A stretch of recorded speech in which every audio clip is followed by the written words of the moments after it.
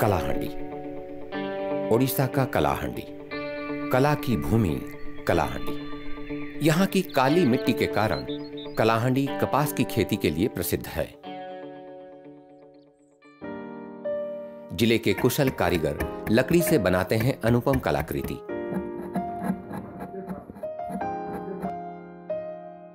जिले की हाबसपुरी साड़ी में स्पष्ट दिखती है बुनकर के हाथों की कलाकारी। घुमरा, बनाबाड़ी, बाजासाल आदि लोक कला और लोक वाद्य के लिए कलाहांडी आज विश्व प्रसिद्ध है।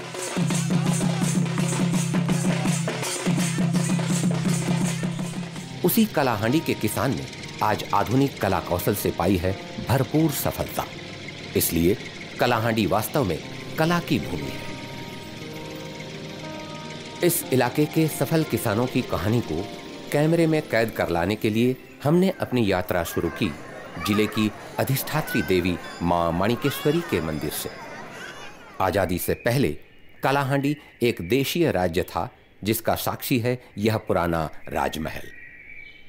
नागवंश के महाराजा यहाँ के शासक थे और उस वंश की कुल देवी है मां माणिकेश्वरी।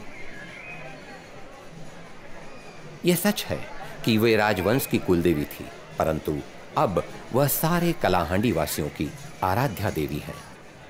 नई फसल आने पर किसान सबसे पहले उसे देवी को अर्पित करते हैं, फिर उसे स्वयं खाते हैं। जिस दिन देवी को नए अनाज का भोग लगाया जाता है, उस दिन को नुआखाई कहते हैं। यह त्योहार भाद्रव शुक्ल पक्ष की दशमी के दिन मनाया जाता है।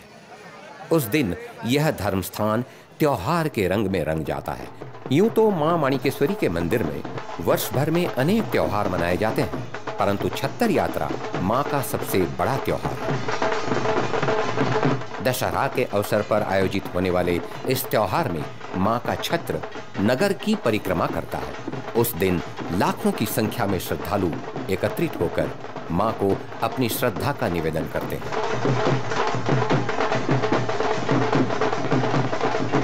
पुराने कलाहांडी राज्य की राजधानी भवानीपाटना शहर आजादी के बाद जब कलाहांडी को उड़ीसा के एक जिले के रूप में मान्यता मिली, तब इस भवानीपाटना शहर को जिले का मुख्यालय बनाया गया। उड़ीसा की राजधानी भुवनेश्वर से भवानीपाटना की दूरी है 450 किलोमीटर।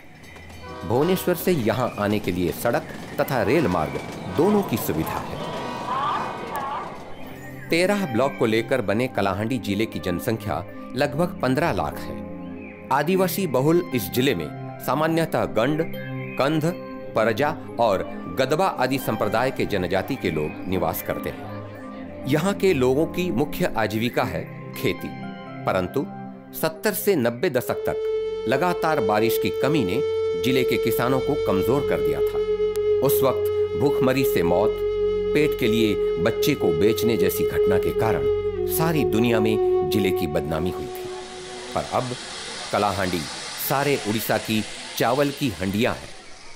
90 के दशक के बाद जिले में सिंचाई की सुविधा में विकास के कारण जिले में धान की खेती में बढ़ोतरी हुई। जिले में अब साल में लगभग 7 लाख टन धान की उपज होती है। इसलिए देश के 25 प्रमुख धान उगाने वाले जिलों में कलाहांडी को जगह दी गई है। कलाहांडी की दूसरी मुख्य फसल है कपास। कपास की खेती यहाँ प्रयोगात्मक रूप से शुरू हुई थी 1984 में। किसानों को इससे अच्छा मुनाफा हुआ, इसलिए अब जिले की लगभग 55,000 हेक्टेयर जमीन में कपास की खेती की जा रही है। कपास की बिक्री के लिए सरकार की ओर से मंडी की व्यवस्था की जा रही है और प्रदेश तथा प्रदेश के बाहर से व्यापारी आकर रुई खरीद लेते हैं। कपास की खेती को ध्यान में रखते हुए सरकारी तथा गैर सरकारी प्रयास से कलाहांडी जिले में जिनिंग फैक्ट्री लगाई गई है, जहां रुई से बीज अलग कर उसे बिक्री योग्य बनाया जाता है।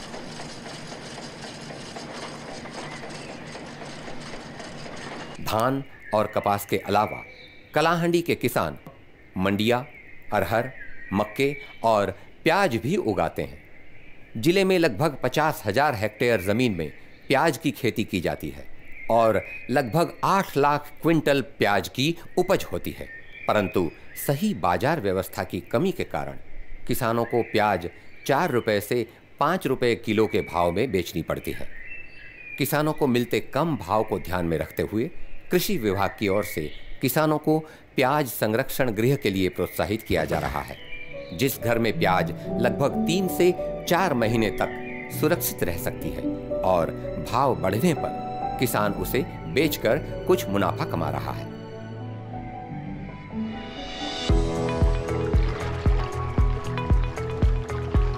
कलाहांडी जिले का प्राकृतिक सौंदर्य अत्यंत अनुपम है, जो पर्यटकों को खूब आकर्षित करता है। हरियाले जंगलों से भरे इस जिले को दीवार की तरह घेर रखा है आसमान को छूती पर्वतमाला ने। कलकल करते झरने, ऊंचे जलप्रपात पर्यटकों का मन मोह लेते हैं।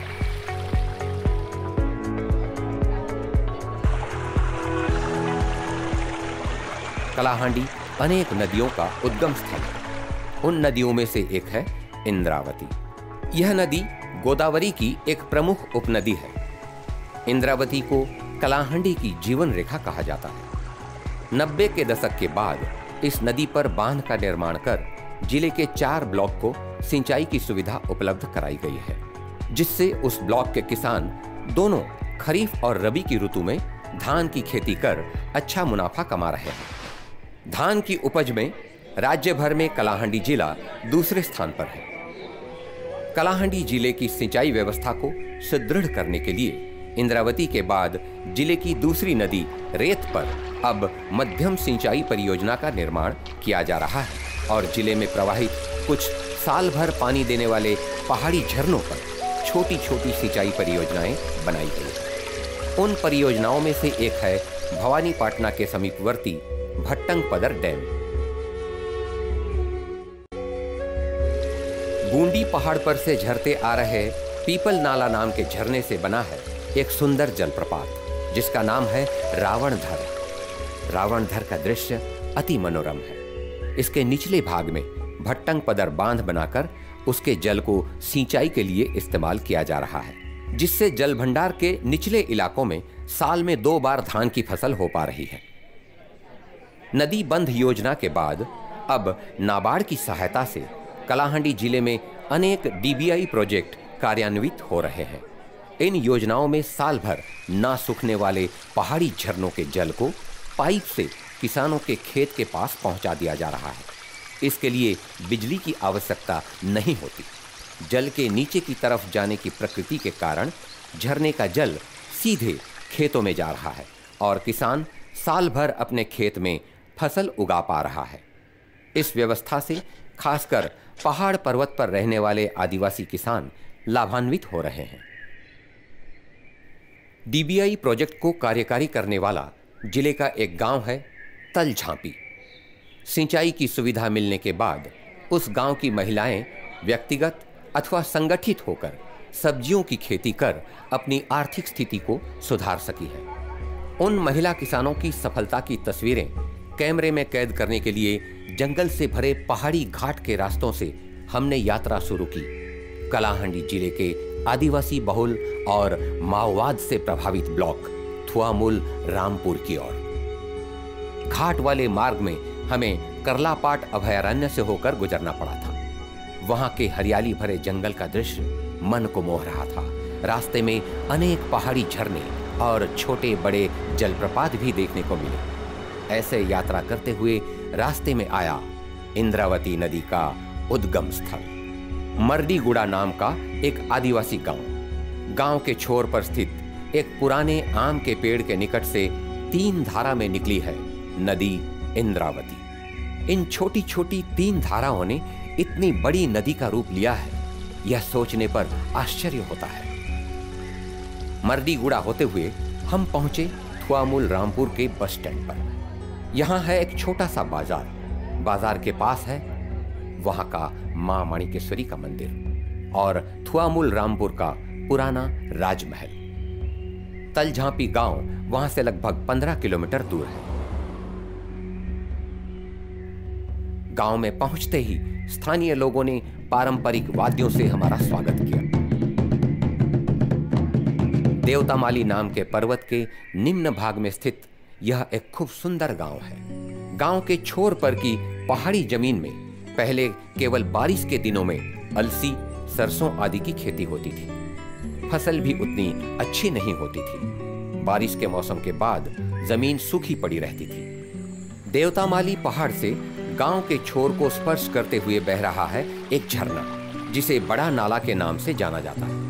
नाबार्ड की सहायता से वहां डीबीआई योजना कार्यान्वित की गई, जिसके फलस्वरूप बड़ा नाला का पानी पाइप के माध्यम से पहुंचा इस पहाड़ी जमीन में। तलझांपी गांव की महिलाएं उस पानी का उपयोग कर साल भर वहां तरह तरह की सब्जियां उगा रही हैं।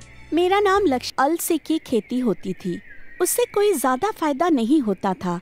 अब पानी की सुविधा हो जाने के कारण हम मटर, टमाटर, बैंगन, गोभी, आलू, मिर्च आदि की भी खेती करते हैं। अच्छी कमाई हो जाती है। बड़े नाले से आई पाइप से 12 जगहों पर पानी पहुंचाने की व्यवस्था की गई। महिलाएं यहां मटर, ब्रोकोली, फूल गोभी, पत्ता गोभी, मिर्च, आलू आदि की खेती कर रही हैं।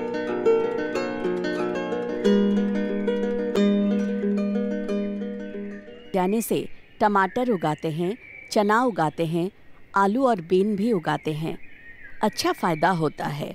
हम लोग आराम से अपना गुजारा कर रहे हैं। इनकी विशेषता यह है कि वह जमीन में किसी प्रकार के रासायनिक खाद का इस्तेमाल नहीं करती हैं। इसलिए यहाँ उगाई जा रही सब्जियों का स्वाद बहुत ही अच्छा होता है। स्थानीय बाजार में इन सब्जियों की अच्छी मांग है। इस कारण से तलझांपी के किसानों की सब्जियां बिकने में किसी प्रकार की बाधा नहीं आती। तलझांपी गांव के महिला मंडल की सफलता की कहानी को निहारने के बाद हम निकल पड़े कलाहांडी जिले के एक और ब्लॉक कलमपुर की ओर। वहां पहुंचने के लिए हमने घाट मार्ग से जाते हुए पहाड़ के निम्न भाग तक पहुंचना पड़ा। रास्ते में हमें एक सुंदर दृश्य दिखाई दिया, जहां पहाड़ अचानक खत्म हो जाता है।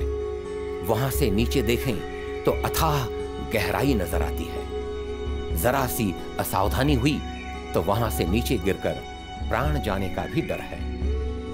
वहां मोबाइल फोन के सिग्नल उपलब्ध होने के कारण उस जगह को हेलो पॉइंट के नाम से जाना जाता है। वहां की सुंदरता को निहारने के लिए रोजाना पर्यटकों का तांता लगा रहता है। हेलो पॉइंट के सुंदर दृश्य को निहारते हुए घाट के रास्ते से हम नीचे की ओर चले। रास्ते में एक और मनोरम दृश्य देखने का मौका मिला। वह था इंद्रावती बांध योजना द्वारा बनाए गए विशाल जल भंडार का दृश्य। चारों ओर पहाड़ ही पहाड़ और उसके मध्य भाग में स्थित इस जल भंडार का दृश्य अत्यंत मनोहर है। पर्यटकों को इस स्थान पर आकर्षित करने के लिए कलाहांडी जिला प्रशासन की ओर से हर वर्ष यहां एक नौका चालन प्रतियोगिता का आयोजन किया जाता है। इंद्रावती जल भंडार से 4 टनल के माध्यम से जल को पहाड़ के निचले इलाकों तक ले जाया जाता है। वहां टनल में टरबाइन लगाकर बिजली पैदा की जा रही है और निचले इलाकों में सिंचाई के लिए कैनल के जरिए पानी उपलब्ध कराया जा रहा है। इस सिंचाई व्यवस्था द्वारा कलाहांडी जिले के 4 ब्लॉक के किसान वर्ष में 2 फसल पैदा कर विशेष रूप से लाभान्वित हो रहे हैं। इंद्रावती जल भंडार की शोभा का अवलोकन कर हम पहुंचे कलमपुर ब्लॉक के घरला गांव में। यह गांव देवगिरी पहाड़ के निचले इलाके में है। स्थानीय लोगों की लकड़ी की मांग को पूरा करते करते पर्वत अब वृक्षहीन हो चुका है, परंतु इस पहाड़ी के नीचे स्थित गांव में लोपामुद्रा लहजल का खेत हरा भरा है। आधुनिक तकनीक का प्रयोग करते हुए वह यहाँ तरह तरह की सब्जियां उगाती है। जल के सुप्रबंधन के लिए ड्रिप इरिगेशन से लेकर घास नियंत्रण के लिए मल्चिंग पद्धति और लता जातीय फसलों के लिए ट्रेली पद्धति के कारण लोपामुद्रा को मिलती है ज्यादा उपज और अच्छा मुनाफा। मैं रहती हूँ। मैं छोटे पैमाने पर खेती करती हूँ। पहले धान की खेती करती थी, उसमें बहुत दिक्कत होती थी। फिर मैं और मेरे पति ने मिलकर सब्जियों की खेती शुरू की। सब्जियों की खेती शुरू करते वक्त हमने उद्यान कृषि अधिकारियों की सलाह ली। उन्होंने हमें कई तकनीक बताई। उसके बाद मल्चिंग के लिए पॉलीथिन सब्सिडी में मिला, ड्रिप भी सब्सिडी में मिला। फिर हमने खेती शुरू की। खेती से अच्छा फायदा हुआ। हमने गोभी, बैंगन, टमाटर और केले की खेती की। बिक्री अच्छी हुई। उससे मिले फायदे में बच्चों को पढ़ाने के काबिल हुए। घर भी नहीं था, एक पक्का मकान भी बना सके। मल्चिंग और ट्रेली पद्धति का इस्तेमाल कर लोपामुद्रा एक जमीन में पहले करेला, फिर बरबटी और अंत में टमाटर की खेती कर अच्छी फसल उगा रही है। मल्चिंग से घास नहीं उगती है, इसलिए मेहनत भी कम करनी पड़ती है। घास कम होने की वजह से फसल ज़्यादा होती है। हम तार खींचकर टमाटर की खेती करते हैं। बरबटी भी वैसे ही उगाते हैं, जिससे फसल बहुत अच्छी होती है। उड़ीसा में गोभी की अच्छी मांग है, इसलिए एक और जमीन में लोपामुद्रा साल में 3 बार गोभी की खेती कर अच्छा मुनाफा कमा रही हैं। हम कम दिनों में उगने वाली चारों ओर खुदाई कर हम फसल को अच्छी तरह बढ़ा पाते हैं। साल में 3 बार गोभी उगाकर अच्छी कमाई कर रहे हैं। लोपामुद्रा मीठी मकई की खेती भी करती हैं। इसकी खेती जनवरी में शुरू होती है और फसल तैयार होती है अप्रैल महीने के पहले हफ्ते में। हम स्वीट कॉर्न जनवरी में लगाते हैं। अप्रैल के पहले हफ्ते में फसल तैयार हो जाती है। इसमें 5,000 खर्च कर 15,000 कमाते हैं। केले की खेती लोपामुद्रा को ज्यादा कमाई देती है। यह एक द्विवार्षिक फसल है। जमीन की तैयारी और पौधे लगाने के लिए सिर्फ 1 बार खर्च कर 2 साल तक वह इससे कमाई करती है। केले की खेती के समय पहले पौधे के चारों ओर खुदाई कर मूल खाद देते हैं। उसके बाद अन्य सभी खाद ड्रिप के जरिए दिए जाते हैं। साल भर में मुझे 8 से 10 लाख रुपयों की आमदनी होती है। ड्रिप के माध्यम से हम पानी देने के साथ साथ खाद और दवा भी पौधे तक पहुंचा सकते हैं। पहले पानी देने में बहुत मेहनत करनी पड़ती थी। अब ड्रिप के कारण कम पानी से अधिक खेती हो रही है। पानी का सदुपयोग हो रहा है। प्याज संरक्षण घर के लिए हमें सरकार की ओर से हमें वित्तीय सहायता मिली थी। लोपामुद्रा प्याज की खेती से भी अच्छी कमाई कर लेती है। नई प्याज के भाव ज्यादा नहीं होते, इसलिए उसे कुछ दिन सुरक्षित रखना पड़ता है। इसके लिए सरकारी सहायता से उन्होंने स्थापित किया है एक प्याज संरक्षण गृह। परवल और तरबूज भी उगाती है लोपामुद्रा। अपनी प्रत्यक्ष देखरेख में खेती करने से लोपामुद्रा को मिलती है मानसिक शांति और अच्छा मुनाफा, जिससे उनका सामाजिक और आर्थिक विकास हो पाया है। सफलता के कारण लोपामुद्रा की तारीफ में स्थानीय अखबारों ने अनेक खबरें छापी हैं, जिससे दूसरों को बहुत प्रेरणा मिलती है। हमारी खेती की तकनीक देखने के लिए बहुत किसान आते हैं।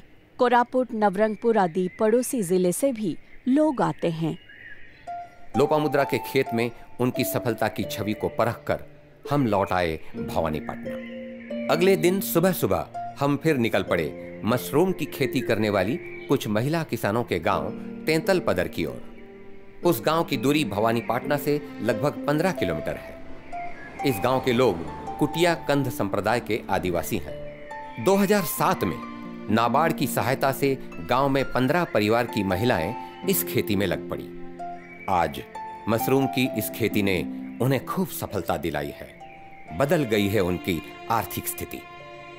भवानीपटना के नजदीक होने के कारण इस गांव के मशरूम की वहां अच्छी मांग है।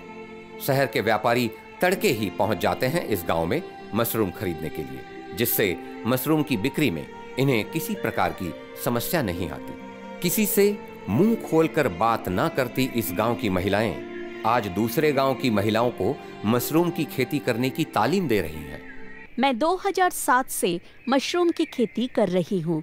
मशरूम की खेती की कमाई से मैं अपने बच्चों को पढ़ा पा रही हूँ। मेरे 2 बच्चे हैं, एक 12वीं में पढ़ता है और दूसरा मैट्रिक। परिवार चला रहे हैं। हमें किसी भी चीज़ की कमी नहीं है। तुम लोग भी मशरूम की खेती करो और आगे बढ़ो। इन किसानों की सफलता को देखने के बाद हम निकल पड़े कालाहांडी के एक प्रमुख दर्शनीय स्थल डोकरी चंचरा की ओर। भवानीपटना से लगभग 80 किलोमीटर की दूरी पर है डोकरी चंचरा नाम का यह अनोखा पर्यटन स्थल। घने जंगल, बड़ी बड़ी पत्थर की चट्टानें तथा ऊंचे ऊंचे जलप्रपात इस स्थल के आकर्षण हैं। यहाँ बह रहे झरने के गतिपथ में है 4 जलप्रपात। सबसे पहले स्थित जलप्रपात का नाम है भैरवधर। इसकी ऊंचाई लगभग 75 फीट है। घुमावदार पहाड़ी रास्तों से लोग यहाँ पहुँचते हैं और प्रपात में स्नान का आनंद लेते हैं। भैरवधर से आगे 2 छोटे प्रपात हैं। एक का नाम है छोटा घूमर और दूसरे का बड़ा घूमर। अंत में स्थित प्रपात है डोकरीधर। इसकी ऊंचाई 60 से 65 फीट है और इसका दृश्य अत्यंत मनोरम है। इस प्रकार हमने कलाहंडी के अलग अलग गांव को देखा, महिला किसानों की सफलता को देखा और देखा वहां के मनोरम दृश्य को। ठीक उसी समय सुनाई दिए घूमरा के स्वर, जो यहाँ का पारंपरिक लोकवाद्य है। उसी वीर वाद्य घुमरा के ताल पर झूमते हुए हमने समाप्त की हमारी कलाहांडी की यात्रा।